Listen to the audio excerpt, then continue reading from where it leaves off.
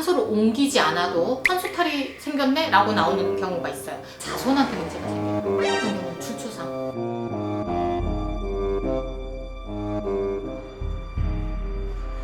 선생님, 이번 주제는 산소탈이라고 하죠. 네. 산소가 잘못되면 산소탈이 든다고 하잖아요. 네. 그게 산소탈이 무엇인지, 그리고 산소탈이 들었을 때 나타나는 증상 같은 거 설명해 주세요. 산소탈. 산소를 손을 대서 문제가 일어나는 것들이거든요. 뭐 산소를 옮기지 않아도 산소탈이 생겼네? 라고 나오는 경우가 있어요. 그런 경우는 산소에 여기에 잔디가 죽었어. 그래서 여기를 파헤치고 죽은 잔디를 잘라내고 여기에 새로운 잔디를 씌웠어. 그 또한 문제가 생기기도 했어요. 작은 일인데도. 그 이유는 뭐냐면 손대지 않아야 되는 날이 있을 거 아니에요. 우리 보면은 손 없는 날처럼 이사 가는 날 잡아서 가는 것처럼 이 날짜에 했어야 되는데 다른 날짜에 했다거나 그런 날로 문제가 생기는 경우가 다양하게 나타났어요.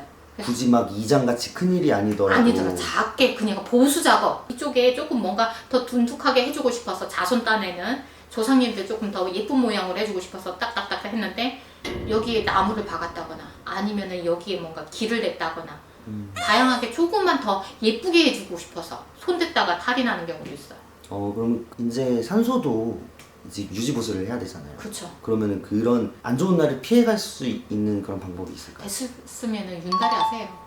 윤달에. 될 수 있으면 윤달이 있는 해에 하시는 게 아니면은 이제 끊임없이 이렇게 고하고 손 없는 날이라거나 아니면은 나한테 우리 조상한테 맞는 그런 날짜에 맞게 하세요라고 하고 싶어요.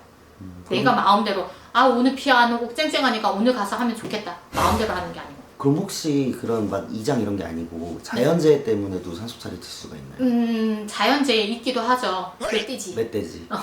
이렇게 송곳니를 얘네들이 파헤친 경우 이미 파헤쳐졌으면 아이고 파헤쳤네 냅두는 경우 방치잖아. 봉분 세워드려야 되는데 자손이 그냥 내년에 쟤가 또 쩔을 건데 뭐 하려고 이런 경우도 탈이 나는 거지. 아니 뭐 장마나 이런 게 많이 와서 그쵸. 휩쓸려 가거나 그런 경우에는 다시 메꾸든지 아니면은 이장을 하고 싶거나 아니면은 요즘 낙골당 그런 데로 모시고 싶다. 저는 낙골당 모실 것 같으면 차라리 산소를 아예 보내드리는 게 맞다고 생각해요. 그럼 그렇게 탈이 났을 때 증상이 뭐가 있을까요? 다양하게 나타나요. 대부분 근데 자손한테 문제가 생겨요. 아픈다거나 어떤 경우는 출초상. 자손들이 줄줄이 상을 당해요. 죽는 거죠. 가족 간에 불화가 일어나거나 아프거나 다치거나 다양하게 나타나요. 집집마다. 조금 산소탈은 정말 조심해야 되고 신중하게 결정해야 된다고 생각해요.